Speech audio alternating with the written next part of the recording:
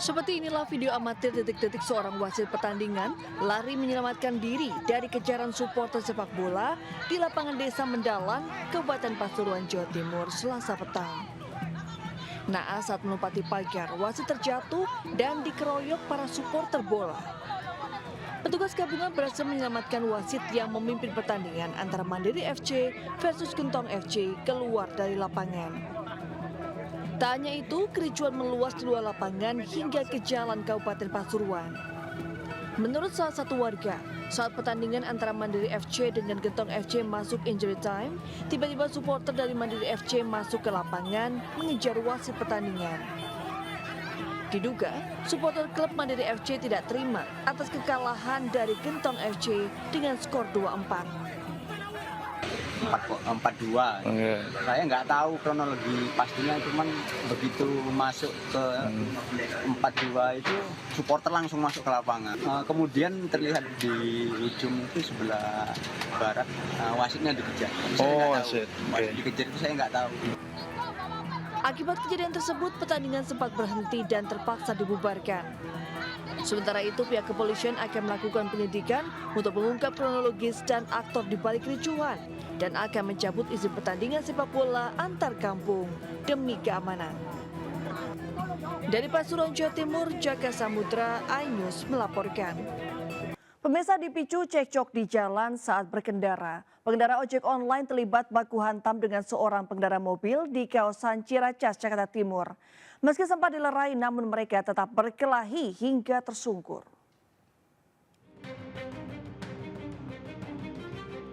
Pengendara ojek online dan pengendara mobil terlibat cekcok hingga akhirnya terjadi baku pukul antar keduanya di Cibubur, Ciracas, Jakarta Timur. Sempat dilerai warga sebelum terjadinya baku pukul, namun keduanya mengabaikan dan tetap nekat berkelahi. Perkelahian akhirnya berhasil diredam dan dipisahkan oleh seorang pengendara yang tengah melintas.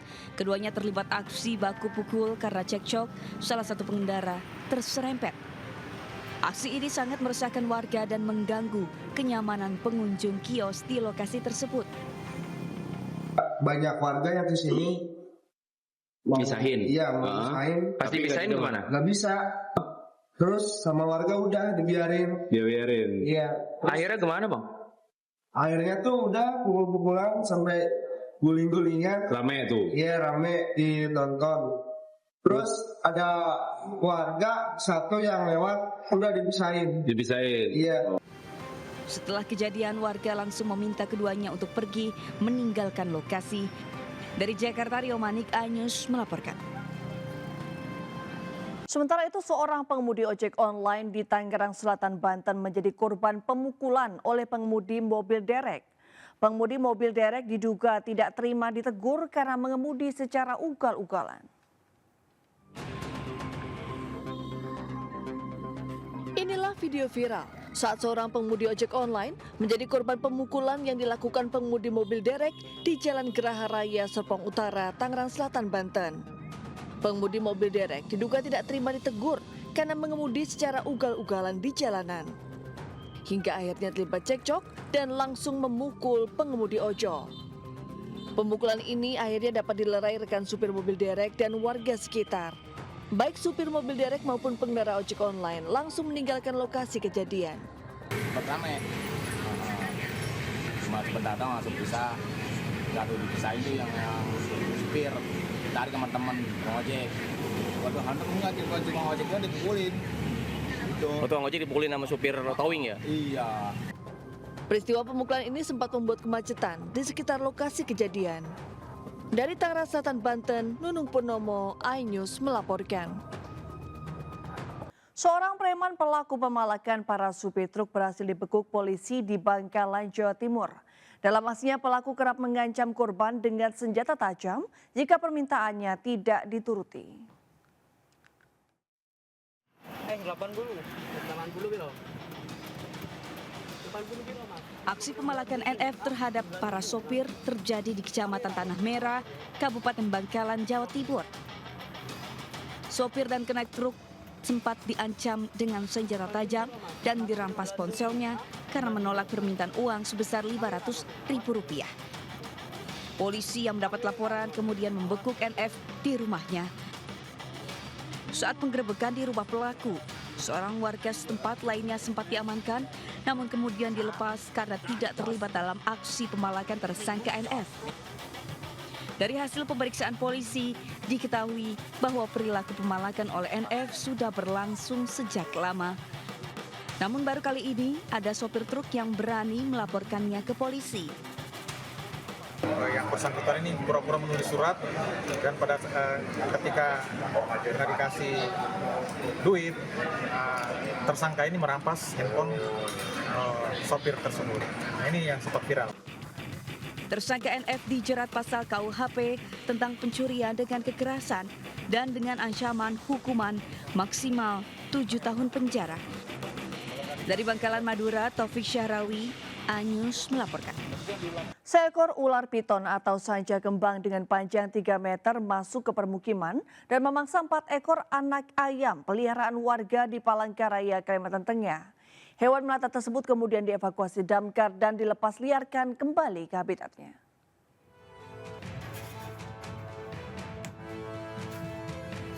Tim rescue damkar berusaha mengevakuasi seekor ular piton yang telah memangsa 4 ekor anak ayam peliharaan warga di Jalan Anggrek 1, Komplek PCPR, Palangkaraya, Kalimantan Tengah.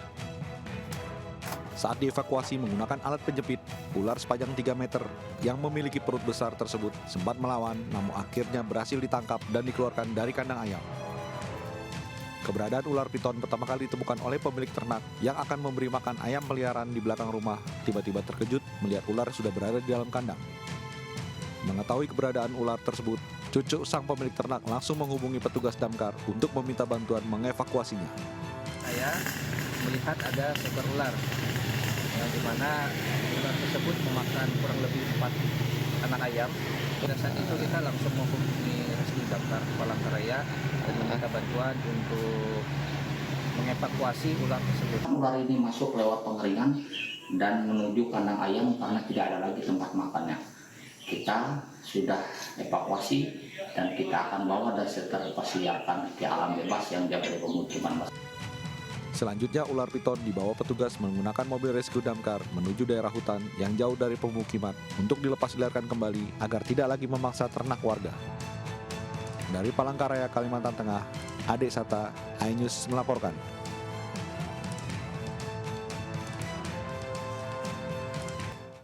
Pimpinan Pondok Pesantren Al Zaitun Panji Gumilang akhirnya menghirup udara bebas.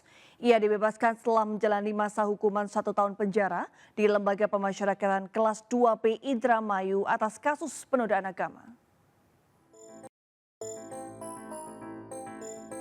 Panji Gumilang keluar dari lapas Rabu pagi sudah ditunggu oleh kerabat dan pengikutnya di depan pintu utama lapas Indramayu. Panji Gumilang sebelumnya divonis 1 tahun penjara oleh Hakim Pengadilan Negeri Indramayu atas kasus penodaan agama. Vonis terhadap Panji Gumilang terjadi dalam sidang terakhir pada tanggal 20 Maret 2024 lalu. Setelah menjalani kurungan penjara dikurangi masa penahanan, Panji Gumilang pun dinyatakan bebas. Sementara Kepala Lembaga Pemasyarakatan Kelas 2B Indramayu, Heru Sulistiono, membenarkan atas pembebasan Panji Gumilang.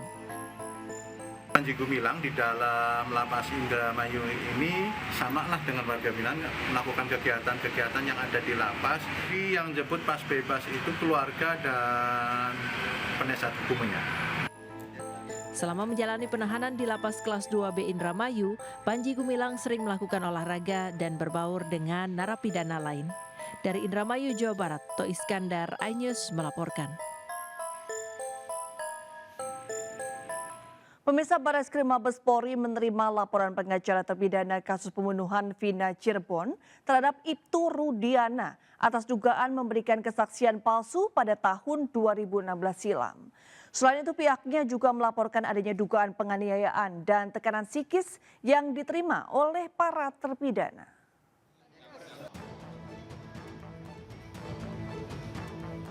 Pengacara terpidana kasus pembunuhan Vina Cirebon resmi melaporkan Ibtu Rudiana atas dugaan pemberian kesaksian palsu pada tahun 2016 silam. Laporan tersebut diterima oleh Bareskrim Mabes Polri untuk menjawab pertanyaan masyarakat yang acap kali meragukan pelaporan terhadap ayah almarhum Eki. Dalam pelaporannya, pihak pengacara terpidana menyerahkan sejumlah bukti, diantaranya pengakuan terpidana melalui surat pernyataan, lampiran putusan pengadilan, dan potongan video. Pihak pengacara juga meminta agar membuka fakta baru terkait para terpidana dan pihaknya meyakini bahwa 7 orang terpidana bukan pelaku pembunuhan Vina dan Eki pada tahun 2016 lalu. Kita harapkan ini pintu masuk, coba diselidiki, betul nggak peristiwa itu, kan gitu kan? Nah, dengan versi yang sekarang berdasarkan fakta-fakta baru yang terungkap, kan gitu kan? Nanti kita akan sandingkan, kan gitu kan? Apakah peristiwa itu benar masih seperti rangkaian peristiwa tahun 2016 yang diputuskan sampai Mahkamah Agung atau ada fakta baru, gitu kan? Nah, itu harapan kami. Dalam laporan tersebut, para pengacara menyangkakan Ibtu Rudiana dengan pasal penganiayaan dengan pidana paling lama 5 tahun penjara. Dari Jakarta, Rian Rahman, Andi Bernadi, Dipo, iNews melaporkan. WSA 6 unit kendaraan dinas milik aparat keamanan dibakar massa saat berlangsungnya mediasi pasca penembakan 3 anggota OPM di Puncak Jaya, Papua Tengah. Massa yang terprovokasi sekelompok orang membakar mobil yang 2 diantaranya merupakan mobil dinas Dandim dan Wakapolres setempat.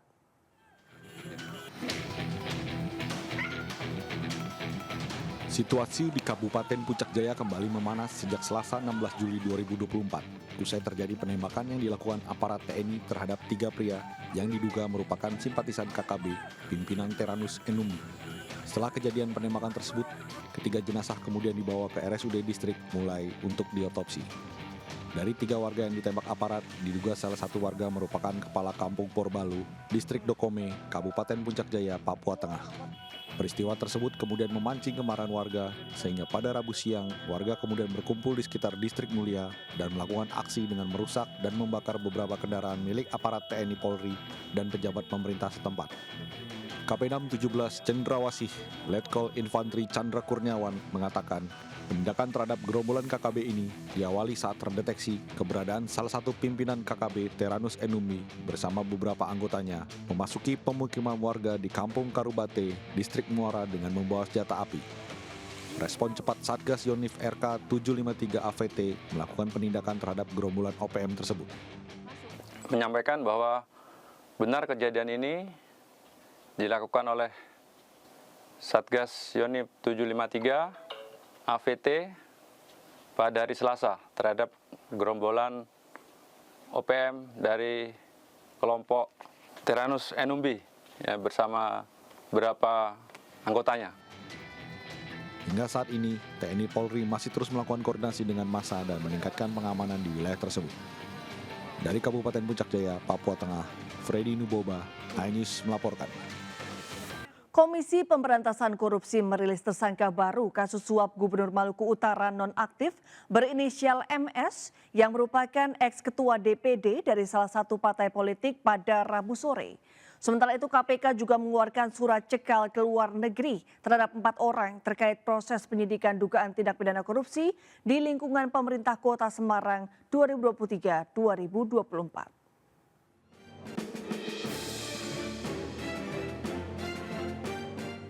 Rilis yang disampaikan dalam konferensi pers di Jakarta, Komisi Pemberantasan Korupsi KPK menyatakan telah menangkap pria berinisial MS yang diduga sebagai pihak pemberi suap kepada Gubernur Maluku Utara nonaktif Abdul Ghani Kasuba terkait dengan pengadaan barang dan jasa serta perizinan di lingkungan Provinsi Maluku Utara sebesar 7 miliar rupiah.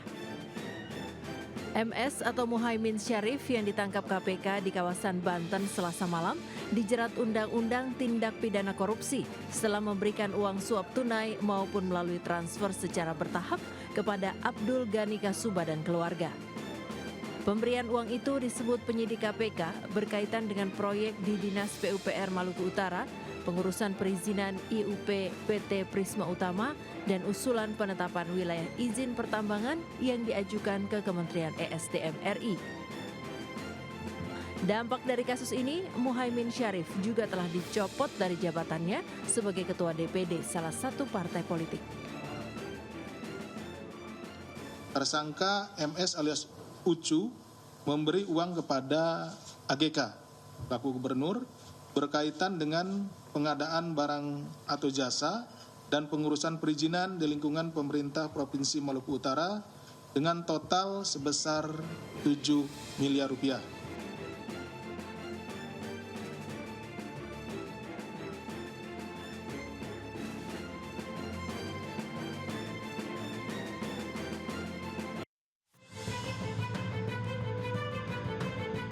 Sementara itu, KPK juga membenarkan tim penyidik KPK melakukan penggeledahan di Kompleks Balai Kota Semarang, Jawa Tengah. Penggeledahan sebagai bentuk penyidikan atas kasus dugaan korupsi pengadaan barang dan jasa di lingkungan pemerintah Kota Semarang tahun 2023-2024. Dugaan pemerasan terhadap pegawai negeri atas insentif pemungutan pajak dan retribusi Kota Semarang serta dugaan penerimaan gratifikasi 2023-2024. Diduga kuat, 4 orang yang dicekal oleh KPK adalah Wali Kota Semarang Hefarita Gunariati Rahayu, suami Wali Kota Semarang Alwin Basri, pihak swasta Martono, dan Rahmat Ujangkar. Dugaan tindak pidana korupsi atas pengadaan barang atau jasa di lingkungan pemerintah Kota Semarang tahun 2023 sampai dengan 2024. Dugaan pemerasan terhadap pegawai negeri atas insentif pemungutan pajak dan retribusi daerah Kota Semarang, serta dugaan penerimaan gratifikasi tahun 2023 sampai dengan 2024. Pencekalan ke luar negeri berlaku selama 6 bulan ke depan. Dari Jakarta, Nisa Sahib, Muhammad Firmansyah, iNews melaporkan. DPRD Kota Solo menyetujui pengunduran diri Gibran Rakabuming Raka dari jabatan Wali Kota Solo. Usulan pengunduran diri Gibran disampaikan dalam rapat paripurna di gedung DPRD Solo.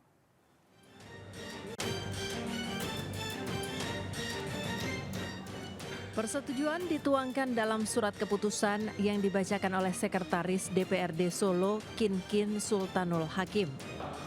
Pada kesempatan yang sama disampaikan pemberhentian dengan hormat Gibran Rakabuming Raka dari jabatannya sebagai Wali Kota Solo.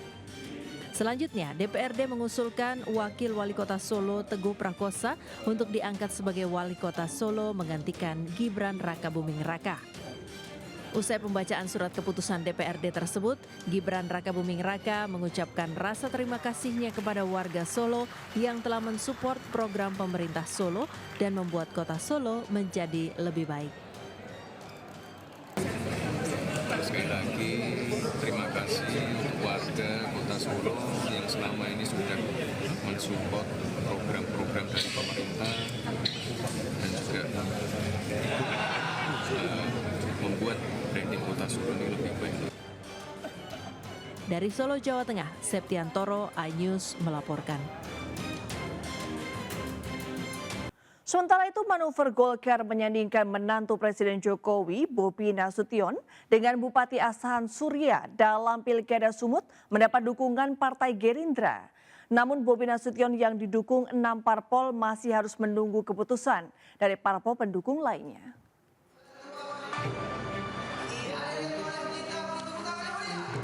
DPD Partai Golkar Sumatera Utara resmi menunjuk Bupati Asahan Surya mendampingi menantu Presiden Jokowi, Bobi Nasution dalam Pilkup Sumatera Utara 2024. Golkar pun menargetkan menang 60% pada pilkada mendatang. Menanggapi keputusan tersebut, Partai Gerindra selaku salah satu pengusung Bobi Nasution memberikan lampu hijau. Sumatera Utara, Pak Prabowo telah mengambil keputusan yakni Saudara Muhammad Bobi Afif Nasution dengan wakil Saudara Surya. Semua daerah penting, semua daerah strategis dengan keunggulan dan kekurangan masing-masing sehingga Pak Prabowo merasa bahwa daerah tersebut, provinsi tersebut harus dipimpin oleh orang terbaiknya di provinsi dan di daerah tersebut. Bakal calon Gubernur Sumatera Utara Bobi Nasution mengaku kursi calon Wakil Gubernur Sumatera Utara memang sudah disepakati akan diisi oleh Partai Golkar. calon wakil gubernur Sumatera Utara yang memang ada disampaikan, dan kemarin Pak Erlangga juga sudah menyampaikan Pak Surya, dan tadi sudah disampaikan Bang Ijek. Nah, ini menjadi terang. Selanjutnya tentunya saya secara pribadi dan dari Partai Gerindra menunggu kelanjutannya setelah dari hari ini. Sementara itu PKB sebagai salah satu partai pengusung Bobi mencoba untuk memasangkan Bobi dengan istri Raffi Ahmad, Nagita Slavina, namun hingga kini belum ada kelanjutan dari wacana duet Bobi Nagita. Menantu Presiden Jokowi Bobi Nasution tahun ini maju dengan dukungan dari 6 partai, yaitu Partai Gerindra, Golkar, PAN, Demokrat, PKB, dan Nasdem. Selain Bobi, bursa Pilgub Sumatera Utara diprediksi akan diramaikan juga oleh Edi Rahmayadi. Edi akan didukung oleh PKS dan Hanura. Tim Liputan iNews melaporkan. Menikmati keindahan alam Malang, Jawa Timur dengan cara berkegiatan off-road pastinya seru dan memacu adrenalin. Hal ini seperti yang dilakukan Vina Philip dan Ladislau yang memulai aktivitas off-roadnya di kaki Gunung Arjuna.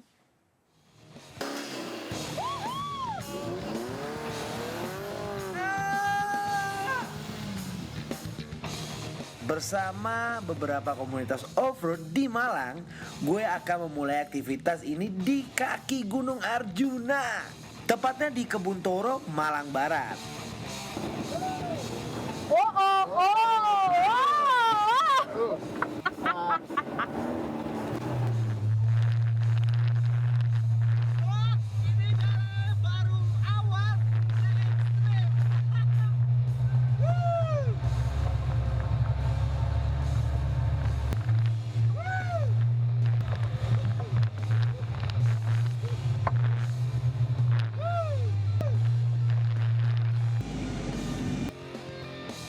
Oke, jalur pertama, Jalur pertama.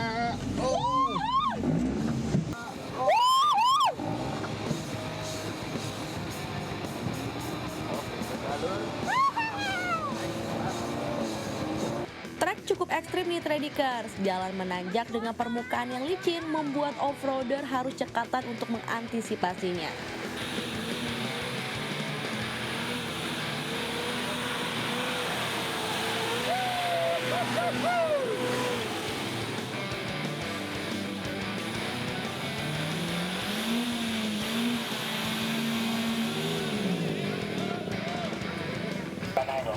Santai. I get it, I get it. Mundur.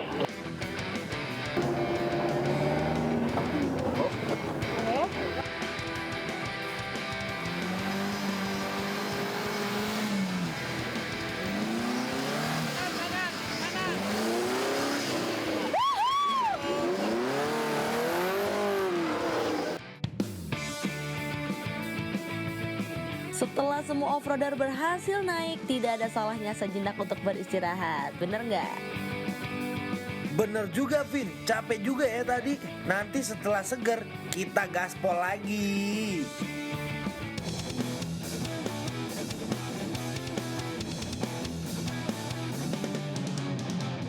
Perjalanan kembali dilanjutkan nih Tradikers. Satu persatu off-roader menginjak pedal gasnya kembali.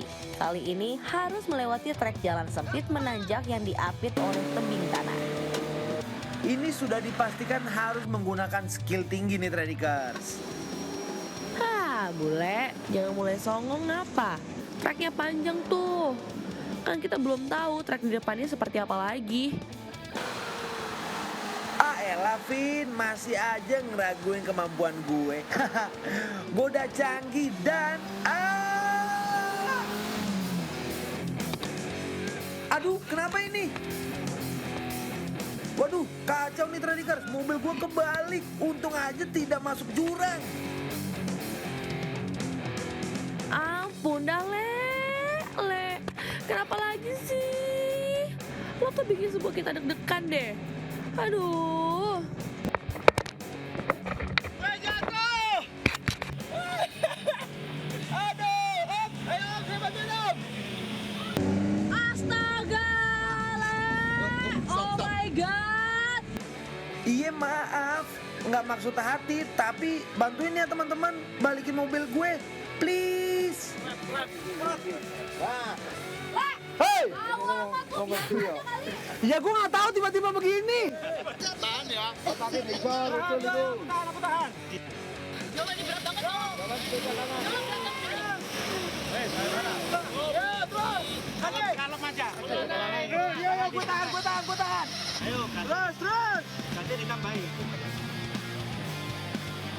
Jadi gini loh, masnya itu mimpi burung jadi navigatornya si Bule gitu. Mimpi Enggak, apa? gue sengaja trading cars biar dia ingat selalu sama gue.